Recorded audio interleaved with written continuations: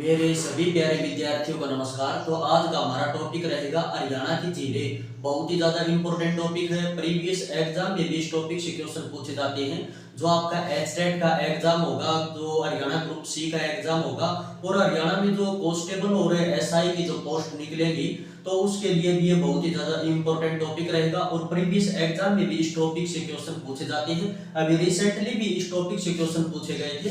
तो आज का हमारा टॉपिक बहुत ही ज्यादा इंपॉर्टेंट टॉपिक रहेगा। तो हम मैथ दोबारा पढ़ेंगे। तो जितने भी क्वेश्चन इस टॉपिक से बनेंगे या प्रीवियस एग्जाम में क्वेश्चन पूछे गए हैं या इंपॉर्टेंट क्वेश्चन बनते हैं, तो सभी क्वेश्चन मैं आपको करवाऊंगा। तो अच्छे से आप नोट कर लेना, ठीक है। तो आज का हमारा टॉपिक रहेगा हरियाणा की झीलें। तो सबसे पहले बात करते हैं कि जो हरियाणा की झीलों वाला टॉपिक है, उससे क्वेश्चन किस प्रकार पूछे जाते हैं। एक तो क्वेश्चन पूछा जाता है कि झील मतलब किस जिले में है, इस प्रकार क्वेश्चन एग्जाम में पूछते हैं। या फिर पूछते हैं कि हरियाणा की कौन सी झील बड़ी है, कौन सी झील छोटी है। या फिर हरियाणा की जो प्रमुख झीलें हैं, उनकी जो विशेषताएं हैं वो मतलब एग्जाम में पूछी जाती है। किसी भी झील की कोई प्रमुख विशेषता है या फिर उसकी स्थापना, तो इस प्रकार एग्जाम में क्वेश्चन बनते हैं। तो सबसे पहले बात करते हैं पंचकुला की। तो पंचकुला जिले में कौन सी झील है, तो पंचकुला जिले में है टिक्करताल झील, ठीक है। ये क्वेश्चन भी एक बार एग्जाम में पूछा गया था कि टिक्करताल झील हरियाणा में कहां पर है, तो टिक्करताल झील रहेगी पंचकुला में। पंचकुला जिले में रहेगी टिक्करताल झील। पंचकुला जिले में एक टिक्कर गांव है, टिक्कर गांव में ये टिक्करताल झील है। क्वेश्चन पूछे कि जो टिक्करताल झील है ये किस बांध पर है, तो ये रहेगी कौशल्या बांध पर, ठीक है। हरियाणा का सबसे ऊंचा बांध है कौशल्या बांध, तो वहां पर है ये टिक्करताल झील। और ये टिक्कर गांव में है। अब ये जो कौशल्या बांध है ये किस नदी पर है, तो कौशल्या बांध कौशल्या नदी पर है। और ये जो कौशल्या नदी ये अब लुप्त हो चुकी है। और जो ये कौशल्या नदी ये घग्गर की सहायक नदी होती थी, ठीक है। तो टिक्करताल झील किस जिले में रहेगी, तो पंचकुला में रहेगी और टिक्कर गांव में है।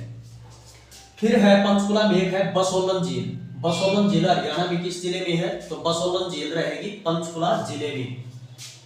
फिर बात करें कि यमुनानगर जिले में, यमुनानगर जिले में है अथीनी कुंड झील, ठीक है। अथीनी कुंड झील क्वेश्चन पूछा जाता है कि अथीनी कुंड झील किस जिले में है, तो ये यमुनानगर जिले में रहेगी अथीनी कुंड झील। और ये अथीनी एक बार एग्जाम में क्वेश्चन पूछा गया कि अथीनी कुंड झील किस बांध पर है, तो ताजेवाला बांध पर, ताजेवाला बांध पर रहेगी अथीनी कुंड झील। और एक बार एग्जाम में क्वेश्चन आया कि मछुआरों के लिए प्रसिद्ध स्थान कहां पर है। मछुआरों के लिए, मछुआरों का स्वर्ग किस स्थान को कहते हैं, तो मछुआरों का स्वर्ग, तो मछुआरों का स्वर्ग किस स्थान को कहते हैं, तो अथीनी कुंड को मछुआरों का स्वर्ग भी कहते हैं। तो इस पॉइंट को आप अच्छे से नोट कर लेना, मछुआरों का स्वर्ग रहेगा अथीनी कुंड। और एक क्वेश्चन ये बनता है कि हरियाणा में मछली पकड़ने के लिए आर्द्र भूमि कौन सी रहेगी, तो मछली पकड़ने के लिए आर्द्र भूमि रहेगी अथीनी कुंड। मछली पकड़ने के लिए, मछली पकड़ने के लिए आर्द्र भूमि, तो मछली पकड़ने के लिए आर्द्र भूमि रहेगी अथीनी कुंड। और मछुआरों का स्वर्ग भी अथीनी कुंड को कहते हैं। और अथीनी कुंड झील कहां पर रहेगी, यमुनानगर जिले में रहेगी। और यमुनानगर जिले में ताजेवाला बांध पर रहेगी। तो इस पॉइंट को आप अच्छे से नोट कर लेना, ठीक है। फिर हम बात करते हैं कि करनाल जिले में है कर्ण झील।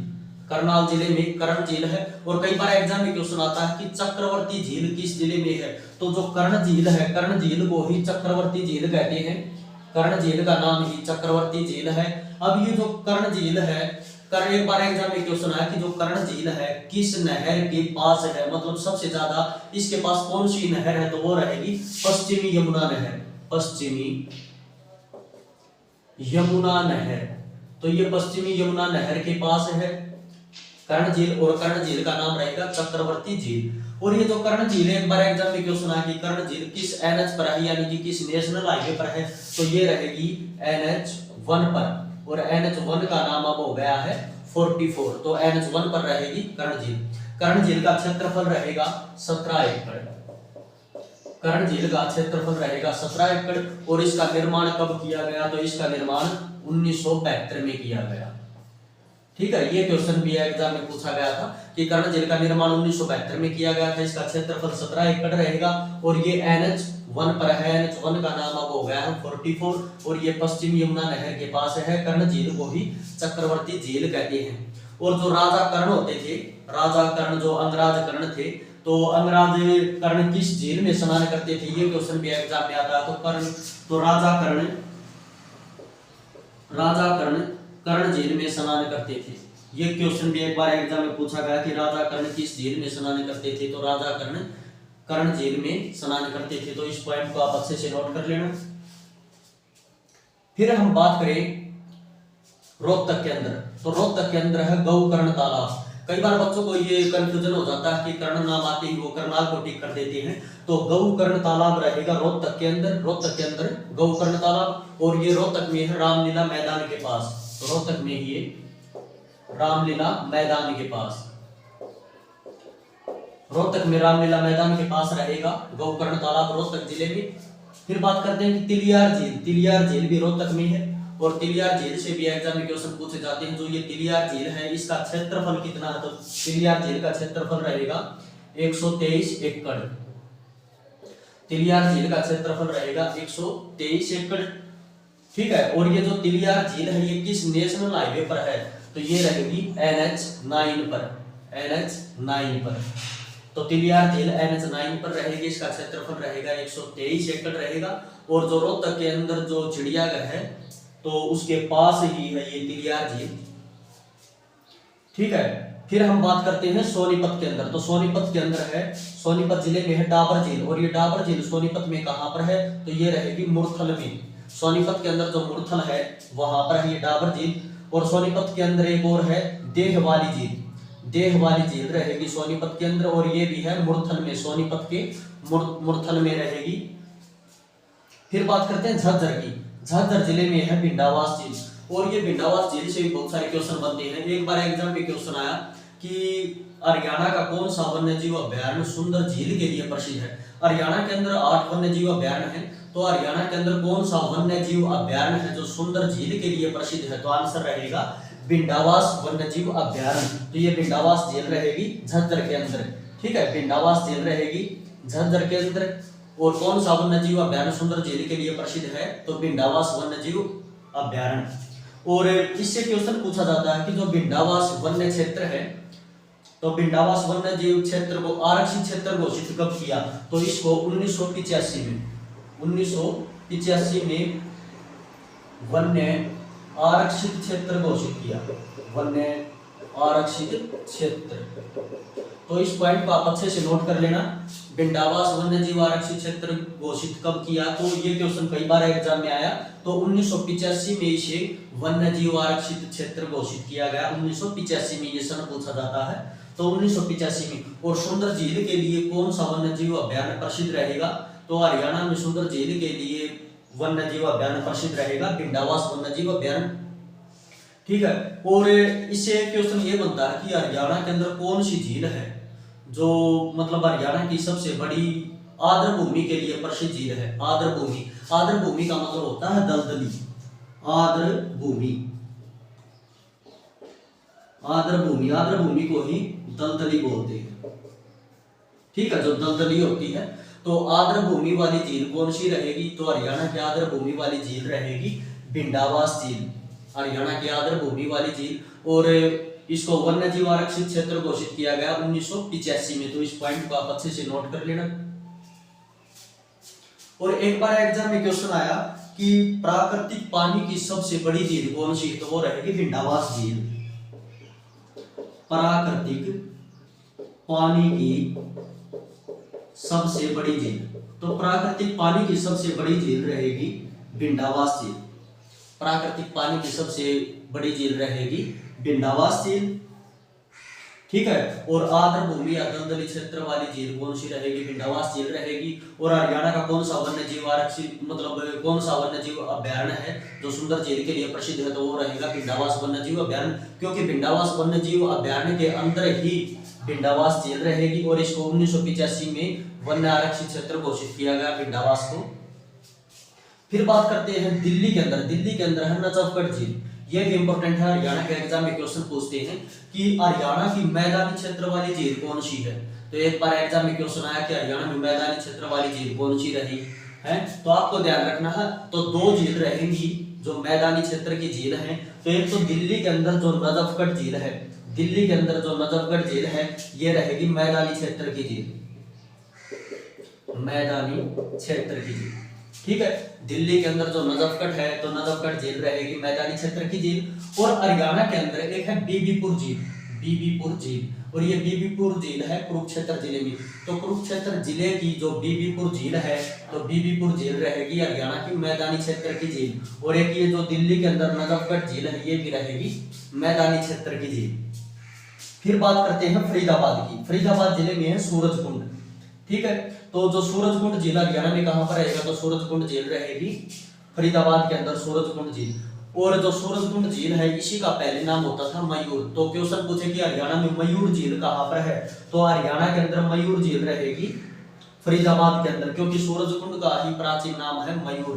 तो हरियाणा के अंदर मयूर झील कहां पर रहेगी, फरीदाबाद में। फरीदाबाद में कहां पर, सूरजकुंड के अंदर रहेगी मयूर झील। अब ये जो सूरजकुंड झील है, अब क्वेश्चन पूछे कि जो सूरजकुंड झील है इस पर मेला लगता है फरवरी के महीने में। सूरजकुंड झील पर फरवरी के महीने में मेला लगता है। अब भी क्वेश्चन हरियाणा डी ग्रुप के एग्जाम में क्वेश्चन पूछा गया था, तो फरवरी के महीने में यहाँ पर सूरजकुंड झील पर मेला लगता है। और जो सूरजकुंड झील है इसकी आकृति कैसी है, तो इसकी आकृति है उगते सूरज की तरह। सूरजकुंड झील की आकृति उगते सूरज की तरह है, ये क्वेश्चन एग्जाम में आ चुका। सूरजकुंड झील की आकृति उगते सूरज की तरह है। और एक बार एग्जाम में क्वेश्चन आया कि हरियाणा के अंदर कौन सी झील है जो सूर्य देव को समर्पित है, तो रहेगा आंसर सूरजकुंड झील। यह सूर्य देव को समर्पित झील है, सूर्य देव को समर्पित झील, सूर्य देव को समर्पित झील रहेगी सूरजकुंड झील। और इसका आकार है उगते सूरज की तरह। इसका प्राचीन नाम था मयूर। तो हरियाणा के अंदर मयूर झील भी रहेगी सूरजकुंड के अंदर। और ये फरवरी के महीने में सूरजकुंड झील पर मेला लगता है। तो इन पॉइंटों को आप अच्छे से नोट कर लेना। और क्वेश्चन पूछा जाता है कि सूरजकुंड झील का निर्माण किसने करवाया, तो तोमर वंश के राजा होते थे जिनका नाम है अनंगपाल तोमर, अनंगपाल तोमर। तोमर वंश के राजा होते थे अनंगपाल तोमर। और ये जो अनंगपाल तोमर है, अनंगपाल तोमर को ही सूरजमल बोलते हैं, ठीक है। बिल्कुल भी कंफ्यूज नहीं होना है, क्योंकि अनंगपाल तोमर को ही सूरजमल बोलते हैं। तो अनंगपाल तोमर ने इसका निर्माण, सूरजकुंड झील का निर्माण करवाया था फरीदाबाद में, ठीक है। और ये जो अनंगपाल तोमर है तोमर वंश के राजा होते थे, क्योंकि तोमर वंश का जो इष्ट देवता कौन होता था, तो सूर्य देव होते थे। तोमर वंश के इष्ट देवता सूर्य देव होते थे। और इन्होंने कौन सी शताब्दी में इसका निर्माण करवाया, तो 11वीं शताब्दी में। तो 11वीं शताब्दी में इसका निर्माण करवाया था सूरजकुंड झील का। अब बात करें कि बड़खल झील। एक बार एग्जाम में क्वेश्चन आया कि प्राकृतिक सौंदर्य के लिए हरियाणा की प्रसिद्ध झील कौन सी है, तो प्राकृतिक सौंदर्य के लिए हरियाणा की प्रसिद्ध झील रहेगी बड़खल झील। बड़खल झील प्राकृतिक सौंदर्य के लिए प्रसिद्ध झील रहेगी।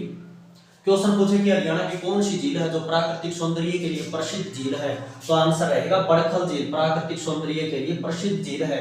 और बड़खल झील का निर्माण कब करवाया गया था, ये क्वेश्चन भी एग्जाम में पूछते हैं।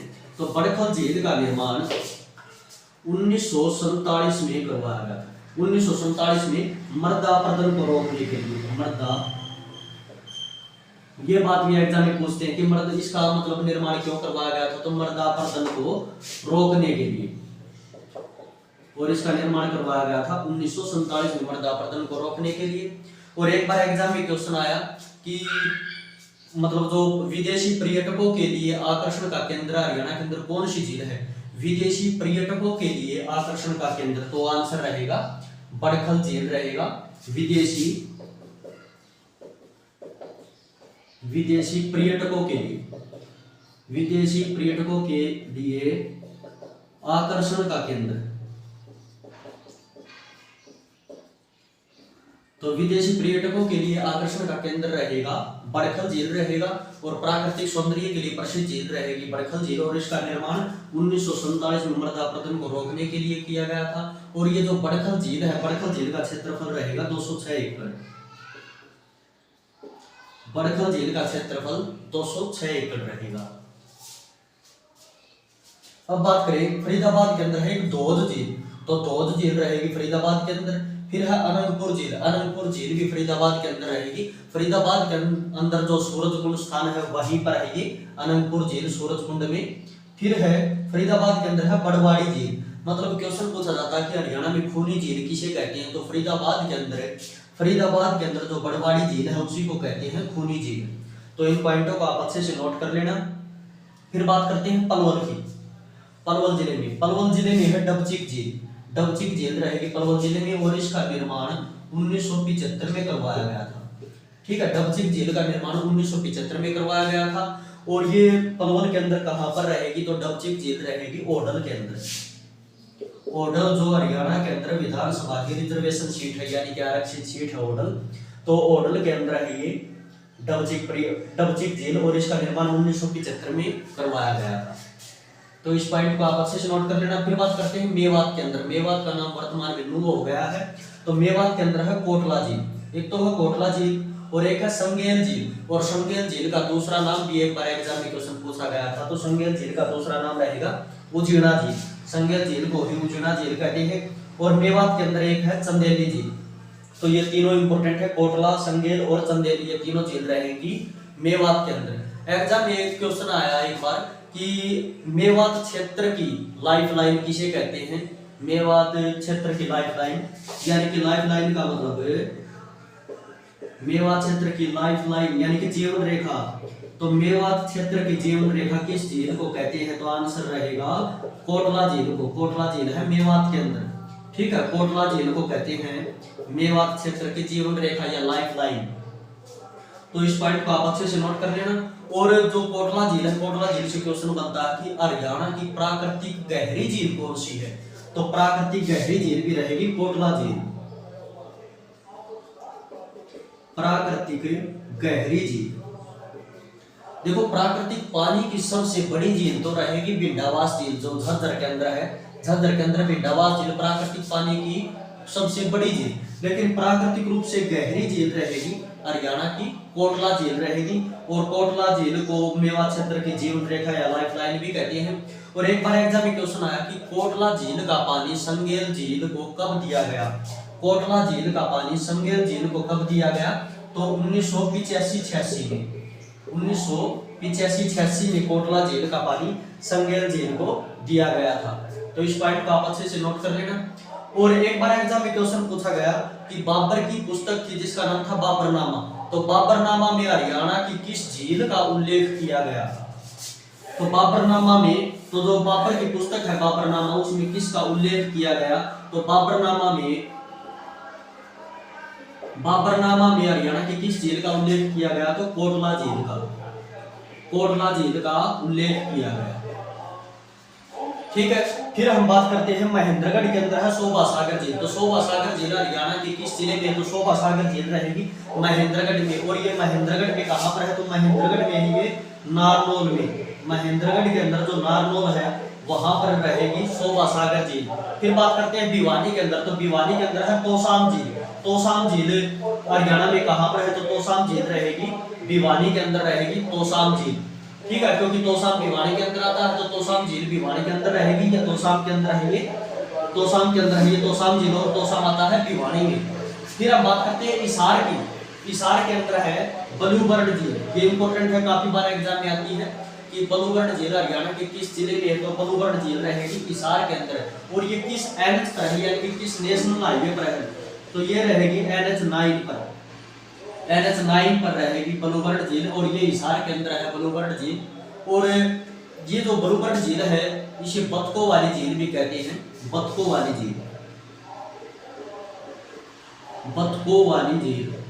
या क्वेश्चन पूछे कि हरियाणा में बतकों के लिए प्रसिद्ध झील कौन सी या बतकों वाली झील किसे कहते हैं, तो आंसर रहेगा बलूबर्ड झील जो हिसार के अंदर इसे बतकों वाली झील कहते हैं। और यह NH9 पर है। ठीक है, नेशनल हाईवे 9 पर है और इसका क्षेत्रफल है 12 एकड़। क्षेत्रफल रहेगा 12 एकड़। तो इसका क्षेत्रफल है 12 एकड़। और यह हरियाणा की सबसे छोटी झील रहेगी बलूबर्ड झील। हरियाणा की सबसे छोटी झील रहेगी बलूबर्ड झील रहेगी। और ये हिसार के अंदर है, इसे बतकों वाली झील कहते हैं। इसका क्षेत्रफल 12 एकड़ है, या बतकों के लिए प्रसिद्ध झील भी बोल सकते हो। फिर बात करते हैं ब्लैक बर्ड। ये जो ब्लैक बर्ड झील है ये हिसार के अंदर है, लेकिन हिसार में कहां पर, हिसार के अंदर आसी में है। क्योंकि एग्जैक्ट आपको पता होना चाहिए, क्योंकि एग्जाम में क्वेश्चन इस प्रकार पूछते हैं कि ब्लैक बर्ड झील कहां पर है। ऑप्शन में आसी भी दे देगा और हिसार भी, तो आपको किसको टिक करना है, तो आसी को। तो ब्लैक बर्ड झील रहेगी आसी में। ठीक है, जो हाशिजो हिसार के अंदर है। फिर बात करते हैं सिरसा जिले में। सिरसा जिले में है ओट्टू झील। ओट्टू झील, तो सिरसा जिले के अंदर एक गांव है जिसका नाम है ओट्टू गांव। और एग्जाम में क्वेश्चन आता है कि मिट्टी चोरी के लिए हरियाणा का प्रसिद्ध स्थान कौन सा? मिट्टी चोरी के लिए, मिट्टी चोरी के लिए, तो मिट्टी चोरी के लिए प्रसिद्ध स्थान रहेगा ओट्टू नामक स्थान। ठीक है, और ओट्टू नामक स्थान कहां पर है? तो सिरसा जिले में है। ओट्टू एक गांव है सिरसा के अंदर जहां पर बांध है, उस बांध का नाम है वीरराज बांध। ठीक है, वीरराज बांध। वीरराज बांध कहां पर रहेगा? तो वीरराज बांध है सिरसा जिले में, और सिरसा जिले में ओट्टू गांव में है वीरराज बांध। और वीरराज बांध किस नदी पर है? तो वीरराज बांध है घग्गर नदी पर। वीरराज बांध है घग्गर नदी पर, अभी भी एग्जाम में क्वेश्चन आया था। और ये जो वीरराज बांध है इसी को ओट्टू बांध बोलते हैं। ओट्टू बांध इसी का नाम है, वीरराज बांध का ओट्टू बांध। और ये ओट्टू नामक गांव में है, और ये किस नदी पर है? घग्गर नदी पर है। और ओट्टू नामक स्थान मिट्टी चोरी के लिए प्रसिद्ध स्थान है। ये क्वेश्चन के एग्जाम में काफी बार आया है। ठीक है, तो ओट्टू झील रहेगी, ओट्टू झील सिरसा के अंदर रहेगी। क्वेश्चन पूछे कि ओट्टू झील किस बांध पर है? तो आंसर आएगा वीरराज बांध पर है ओट्टू झील। ठीक है, फिर हम बात करते हैं फतेहाबाद की। फतेहाबाद जिले में है चिल्ली झील। क्वेश्चन पूछे कि चिल्ली झील कहां पर है? तो चिल्ली झील रहेगी फतेहाबाद के अंदर। फिर बात करते हैं जींद में, तो जींद में है बुलबुल झील। बुलबुल झील रहेगी जींद जिले में रहेगी बुलबुल झील। फिर बात करते हैं कैथल की, तो कैथल जिले में है बिंदक्यार झील। बिंदक्यार झील हरियाणा के किस जिले में? तो बिंदक्यार झील कैथल जिले में है। और कैथल जिले में एक सरोवर है जिसका नाम है पुंडरीक सरोवर। तो पुंडरीक सरोवर है कैथल के अंदर। और एक बार एग्जाम में क्वेश्चन आया कि हरियाणा के अंदर कौन सा सरोवर है जिसका पानी सतयुग से लेकर कलयुग तक नहीं सूखा? तो आंसर रहेगा पुंडरीक सरोवर। पुंडरीक सरोवर का पानी सतयुग से लेकर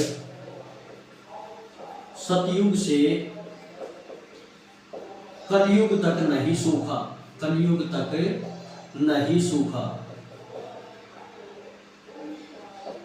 तो वो रहेगा पुंडरीक सरोवर का पानी। पुंडरीक सरोवर का पानी जो कैथल के अंदर है उसका पानी सतयुग से लेकर कलयुग तक नहीं सूखा। ये क्वेश्चन एग्जाम में आ चुका है। फिर हम बात करते हैं कुरुक्षेत्र की, तो कुरुक्षेत्र के अंदर है बीबीपुर झील। बीबीपुर झील रहेगी कुरुक्षेत्र के अंदर, और ये हरियाणा की मैदानी क्षेत्र की झील है। क्वेश्चन ये भी आया था एक बार एग्जाम में। और एक बार एग्जाम में क्वेश्चन आया कि बीबीपुर गांव कहां पर है? तो बीबीपुर गांव रहेगा जींद के अंदर। जींद जिले में रहेगा बीबीपुर गांव, लेकिन बीबीपुर झील रहेगी कुरुक्षेत्र के अंदर। और ये बीबीपुर झील हरियाणा की मैदानी क्षेत्र की झील है। फिर बात करते हैं कि सनीसा झील। ठीक है, तो सनीसा झील है, सनीसा झील कुरुक्षेत्र के अंदर है सनीसा झील। और ये कुरुक्षेत्र में कहां पर है? तो ये पेहुआ के निकट है। पेहुआ के निकट एक गांव है जिसका नाम है अरुणाई गांव। पेहुआ के निकट है अरुणाई गांव। ये पॉइंट बहुत ज्यादा इंपॉर्टेंट है, अरुणाई गांव। इससे भी एग्जाम में क्वेश्चन पूछते हैं कि सनीसा झील कहां पर है? तो ये अरुणाई गांव में है। और एक बार एग्जाम में क्वेश्चन आया कि मारकंडा नदी सरस्वती नदी से कहां पर जाकर मिलती है या किस झील में जाकर मिलती है? तो मारकंडा नदी सरस्वती नदी से पेहुआ के निकट जो ये अरुणाई गांव है, अरुणाई गांव में सनीसा झील में जाकर मिलती है। सनीसा झील में किस झील में जाकर मिलती है? तो मारकंडा नदी सरस्वती नदी से कहां पर मिलती है? तो सनीसा झील में मिलती है। या अगर एक जगह की बात करें गांव की, तो अरुणाई गांव में मिलती है। तो इन पॉइंटों को आप अच्छे से नोट कर लेना। और ये एग्जाम में सभी क्वेश्चन पूछे जा चुके हैं। फिर बात करें कि ज्योतिसर, तो जो ज्योति सरोवर है, ज्योतिसर है, ये ज्योतिसर झील रहेगी कुरुक्षेत्र के अंदर। क्वेश्चन पूछा जाता है कि श्री कृष्ण ने अर्जुन को गीता का उपदेश कहां पर दिया था? तो वो दिया था ज्योति सरोवर के पास, यानी कि ज्योति सरोवर जो झील है वहां पर दिया था श्री कृष्ण ने अर्जुन को गीता का उपदेश। ये जो गीता का उपदेश है इसी को बोलते हैं श्रीमद् भगवत गीता, जो गीता का उपदेश है। और ये किस पेड़ के नीचे दिया था? ये क्वेश्चन के एग्जाम में पूछते हैं। तो बरगद के पेड़ के नीचे, बरगद पेड़ के नीचे श्री कृष्ण ने अर्जुन को गीता का उपदेश दिया था। ठीक है, तो ये ज्योति सरोवर के पास दिया था। फिर बात करें सनित झील।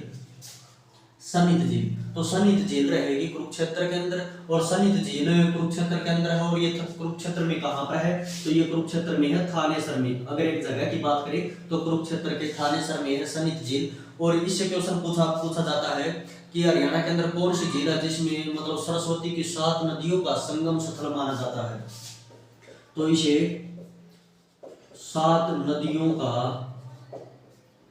संगम स्थल माना जाता है। तो सरस्वती की 7 नदियों का संगम स्थल किसे माना जाता है, तो सन्निध झील को सरस्वती की 7 नदियों का संगम स्थल माना जाता है, और ये सन्निध झील रहेगी थानेसर में रहेगी। और एक बार एग्जाम में क्वेश्चन आया कि हरियाणा में किस झील में स्नान करने से दुखी आत्माओं को शांति मिलती है, ये क्वेश्चन एग्जाम में आ चुका। तो सन्निध झील में स्नान करने से दुखी आत्माओं को शांति मिलती है, दुखी आत्माओं को शांति मिलती है। ठीक है, इस पॉइंट को आप अच्छे से नोट कर लेना। सन्निध झील में स्नान करने से दुखी आत्माओं को शांति मिलती है, और सन्निध झील रहेगी थानेसर के अंदर, सरस्वती की 7 नदियों का संगम स्थल माना जाता है। ठीक है, फिर हम बात करें जो सन्निध झील है, एग्जाम में क्वेश्चन आता है कि भगवान विष्णु और माता लक्ष्मी का निवास स्थल कहाँ पर है या किस झील में है, तो भगवान विष्णु माता लक्ष्मी, तो माता लक्ष्मी का निवास स्थल रहेगा सन्निध झील। और एक बार एग्जाम में क्वेश्चन आया कि सरसैया पर लेटे हुए भगवान विष्णु की मूर्ति कहाँ पर है, तो सन्निध झील में। सरसैया पर लेटे विष्णु की मूर्ति, तो विष्णु की मूर्ति सरसैया पर लेटे कहाँ पर है, तो वो रहेगी सरसैया पर लेटे हुए भगवान विष्णु की मूर्ति तो कुरुक्षेत्र में सन्निध झील में रहेगी। और भगवान विष्णु और माता लक्ष्मी का निवास स्थल भी रहेगा सन्निध झील रहेगा। और सन्निध झील में स्नान करने से दुखी आत्माओं को शांति मिलती है, ये भी क्वेश्चन एग्जाम में पूछा गया था। फिर बात करते हैं ब्रह्म सरोवर की, तो जो ब्रह्म सरोवर झील है, ब्रह्म सरोवर झील रहेगी कुरुक्षेत्र में, और कुरुक्षेत्र में कहाँ पर, तो कुरुक्षेत्र में ये रहेगी ब्रह्म सरोवर झील कुरुक्षेत्र में थानेसर में। ठीक है, और ये जो ब्रह्म सरोवर है, ब्रह्म सरोवर को हरियाणा का पक्का तालाब कहते हैं। क्वेश्चन हरियाणा का पक्का तालाब रहेगा ब्रह्म सरोवर। और एशिया का सबसे बड़ा तालाब, एशिया का सबसे बड़ा सरोवर कौन सा है, तो एशिया का सबसे बड़ा सरोवर, अगर एक एशिया का सबसे बड़ा तालाब की बात करें तो आंसर रहेगा ब्रह्म सरोवर तालाब। और यह हरियाणा का पक्का व पवित्र तालाब है, पवित्र तालाब है, और ये थानेसर में है। ठीक है, क्वेश्चन पूछा जाता है कि जो ब्रह्म सरोवर है, ब्रह्म सरोवर का निर्माण किसने करवाया था, तो ब्रह्म सरोवर का निर्माण राजा कुरु ने करवाया था। ब्रह्म सरोवर का निर्माण राजा कुरु ने करवाया था। लेकिन एग्जाम में क्वेश्चन कई बार ये पूछ लेते हैं कि ब्रह्म सरोवर को किसके द्वारा खोदा गया माना जाता है, कि मतलब इसकी खुदाई किसके द्वारा की गई ब्रह्म सरोवर की, तो आंसर रहेगा ब्रह्मा द्वारा खोदा गया। तो इसे ब्रह्मा द्वारा खोदा गया माना जाता है। और इसका निर्माण किसके द्वारा, इसका निर्माण राजा कुरु द्वारा करवाया गया था ब्रह्म सरोवर का। फिर ब्रह्म सरोवर से और भी क्वेश्चन बनते हैं कि ब्रह्म सरोवर पर किस दिन मेला लगता है, तो ब्रह्म सरोवर पर सूर्य ग्रहण के दिन मेला लगता है। सूर्य ग्रहण के दिन यहाँ पर मेला लगता है, या सूर्य ग्रहण के दिन यहाँ पर स्नान किया जाता है। क्वेश्चन ये भी एक बार एग्जाम में आया कि ब्रह्म सरोवर पर किस दिन स्नान किया जाता है, तो ब्रह्म सरोवर पर सूर्य ग्रहण के दिन स्नान किया जाता है। ठीक है, तो इस पॉइंट को आप अच्छे से नोट कर लेना। अब जो ब्रह्म सरोवर है इसका वर्णन कहाँ मिलता है, तो ब्रह्म सरोवर का वर्णन वामन पुराण में मिलता है। ब्रह्म सरोवर का वर्णन तो वामन पुराण में मिलता है। और ये जो सूर्य ग्रहण है, सूर्य ग्रहण का वर्णन किस पुराण में मिलता है, तो इसका वर्णन मिलता है मत्स्य पुराण में। ठीक है, सूर्य ग्रहण का वर्णन तो मत्स्य पुराण में मिलता है, और ब्रह्म सरोवर का वर्णन वामन पुराण में मिलता है। और जो सन्निध झील है, सन्निध झील का वर्णन वन पर्व में मिलता है। जो ये सन्निध झील है, सन्निध झील का वर्णन वन पर्व को ही अध्याय बोलते हैं। ठीक है, सन्निध झील का वर्णन वन पर्व में मिलता है। तो इन पॉइंटों को आप अच्छे से नोट कर लेना। और एक बार एग्जाम में क्वेश्चन पूछा गया कि जो अलबरूनी था, अलबरूनी जो महमूद गजनवी का दरबारी होता था, अलबरूनी अल-बरूनी, ये मुसलमान था अल-बरूनी, और ये महमूद गजनवी का दरबारी होता था। तो इसकी पुस्तक थी उल हिंद। तो अल-बरूनी ने अपनी पुस्तक उल हिंद में भी ब्रह्म सरोवर का वर्णन किया। तो ये भी क्वेश्चन एग्जाम में पूछा जाता है कि अल-बरूनी ने अपनी पुस्तक उल हिंद या तहकीके हिंद में इसका ब्रह्म सरोवर का वर्णन किया। ठीक है। और अल-बरूनी महमूद गजनवी का दरबारी कवि था, मतलब दरबारी था ये अल-बरूनी। और अल-बरूनी कुरानों पर अध्ययन करने वाला प्रथम मुसलमान था। कुरानों पर अध्ययन करने वाला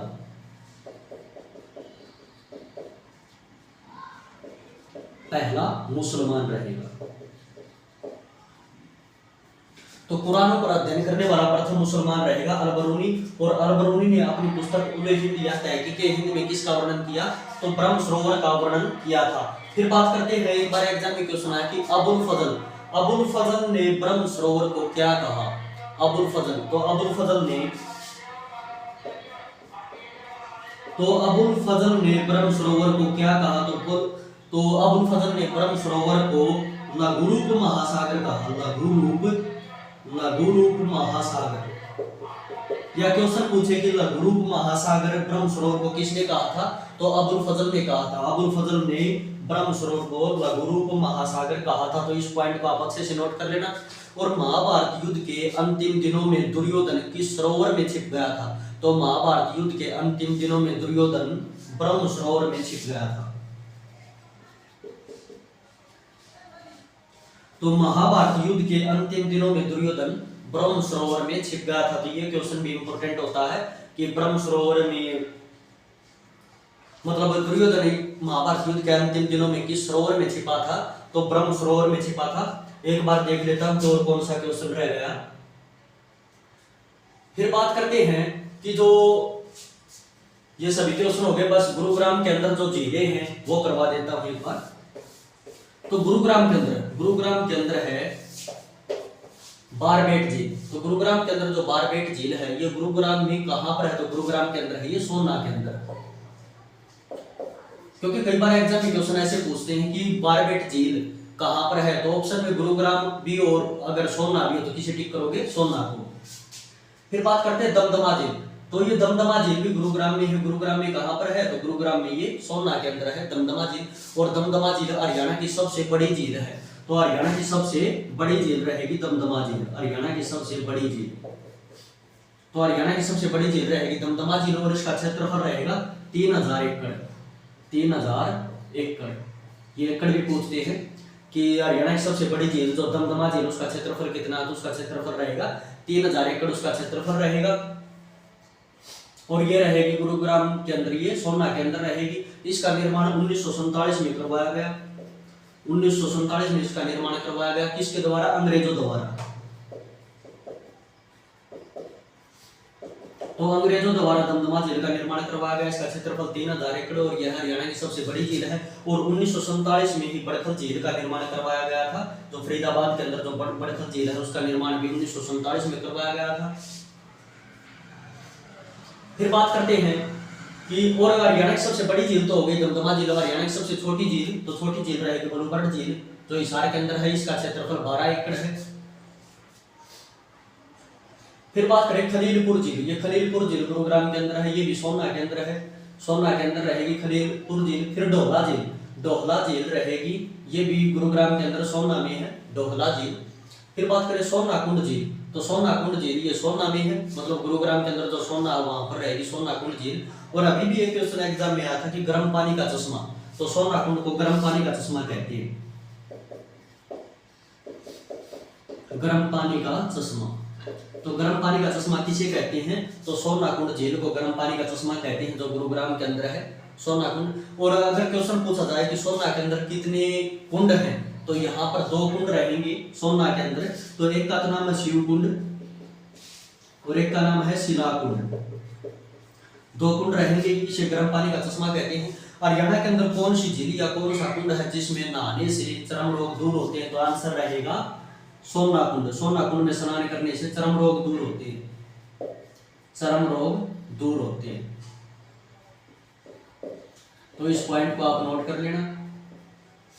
एक बार एग्जाम में क्वेश्चन आया कि जो सोना कुंड है, सोना कुंड का जो पानी है वो गर्म रहता है, वो किस कारण गर्म रहता है? तो वो गर्म रहता है सल्फर की वजह से, सल्फर या गंधक, सल्फर या गंधक की वजह से सोना कुंड का पानी गर्म रहता है और यहाँ पर स्नान करने से चर्म रोग दूर होते हैं। फिर बात करते हैं बसई झील। बसई झील गुरुग्राम के अंदर है। क्वेश्चन एक बार एग्जाम में आया कि हरियाणा के अंदर कौन सा स्थान है जो महत्वपूर्ण पक्षी व जैव विविधता क्षेत्र में आता है? तो वो रहेगा बसई झील या बसई क्षेत्र। महत्वपूर्ण पक्षी व जैव विविधता क्षेत्र, तो महत्वपूर्ण पक्षी व जैव विविधता क्षेत्र कौन सा रहेगा? तो वो रहेगा बसई झील। फिर बात करें घाटा झील। ये घाटा झील भी रहेगी गुरुग्राम के अंदर, ये सेक्टर 58 में ही 58 में है घाटा झील। घाटा झील भी गुरुग्राम के अंदर रहेगी। फिर बात करते हैं सुल्तानपुर झील। सुल्तानपुर झील इंपॉर्टेंट है। अब ये जो सुल्तानपुर झील है ये है फर्रुखनगर तहसील में, फर्रुखनगर तहसील। फर्रुखनगर एक तहसील है और फर्रुखनगर तहसील में एक गांव आता है जिसका नाम है सुल्तानपुर गांव। सुल्तानपुर गांव। और ये जो सुल्तानपुर गांव में राष्ट्रीय पार्क है जिसका नाम है सुल्तानपुर राष्ट्रीय पार्क यानी कि राष्ट्रीय उद्यान। तो सुल्तानपुर राष्ट्रीय पार्क है सुल्तानपुर गांव में, तो उस सुल्तानपुर राष्ट्रीय पार्क के अंदर है ये सुल्तानपुर झील। ठीक है, सुल्तानपुर झील रहेगी सुल्तानपुर राष्ट्रीय पार्क के अंदर। और एक बार एग्जाम में क्वेश्चन आया कि प्रवासी पक्षियों के लिए प्रसिद्ध झील कौन सी है जहां पर प्रवासी पक्षी आते हैं? प्रवासी पक्षी, तो प्रवासी पक्षी किस झील में आते हैं? तो सुल्तानपुर झील में प्रवासी पक्षी आते हैं। और स्पेशली आपको बताऊं कि इसमें साइबेरियन सार्स आते हैं। साइबेरियन सार्स हरियाणा के किस झील में साइबेरियन सार्स आते हैं? तो सुल्तानपुर झील में साइबेरियन सार्स आते हैं। ये मतलब साइबेरिया से आते हैं। और ये किस महीने में आते हैं? तो ये अक्टूबर नवंबर में आते हैं। अक्टूबर नवंबर के महीने में आते हैं साइबेरियन सार्स। और ये अक्टूबर नवंबर के महीने में इसलिए आते हैं क्योंकि साइबेरिया में ज्यादा ठंड होती है अक्टूबर नवंबर में, इसीलिए साइबेरियन सार्स यहाँ पर आ जाते हैं। ठीक है, तो साइबेरियन सार्स के लिए प्रसिद्ध झील रहेगी सुल्तानपुर झील। सुल्तानपुर झील है सुल्तानपुर राष्ट्रीय पार्क में। फिर बात करें गुरुग्राम भीमकुंड। तो गुरुग्राम भीमकुंड भी गुरुग्राम के अंदर है। और ये जो गुरुग्राम भीमकुंड है इसी को बोलते हैं पिंचोकड़ा जोड़, पिंचोकड़ा जोहड़। तो गुरुग्राम भीमकुंड को बोलते हैं पिंचोकड़ा जोहड़, इसी को बोलते हैं। अब बात करें कि हरियाणा के किस क्षेत्र में सबसे ज्यादा झीलें हैं? अगर एक क्षेत्र की बात करें तो जो हरियाणा के किस क्षेत्र में सबसे ज्यादा झीलें हैं? हरियाणा के दक्षिण में तो अरावली क्षेत्र है और हरियाणा के उत्तर में या उत्तर पूर्व में है शिवालिक क्षेत्र। तो हरियाणा के किस क्षेत्र में सबसे ज्यादा झीलें रहेंगी? तो हरियाणा के अरावली क्षेत्र में, अरावली क्षेत्र में। तो हरियाणा के अरावली क्षेत्र में सबसे ज्यादा झीलें रहेंगी। और सबसे ज्यादा नदियां, तो हरियाणा में सबसे ज्यादा नदियां रहेंगी शिवालिक क्षेत्र में और सबसे ज्यादा झीलें रहेंगी हरियाणा के अरावली क्षेत्र में। अब झीलों की नगरी किसे कहते हैं? झीलों की नगरी या झीलों का शहर, तो झीलों की नगरी, तो झीलों की नगरी कहते हैं गुरुग्राम को। ठीक है, जो गुरुग्राम है गुरुग्राम को झीलों की नगरी कहते हैं या झीलों का शहर कहते हैं। और एक बार एग्जाम में क्वेश्चन आया कि कई बार आता है कि हरियाणा में कुल कितनी झीलें हैं? तो HSSC मानती है, कई बार एग्जाम में क्वेश्चन आया, तो HSSC के अनुसार हरियाणा के अंदर है 5 झीलें।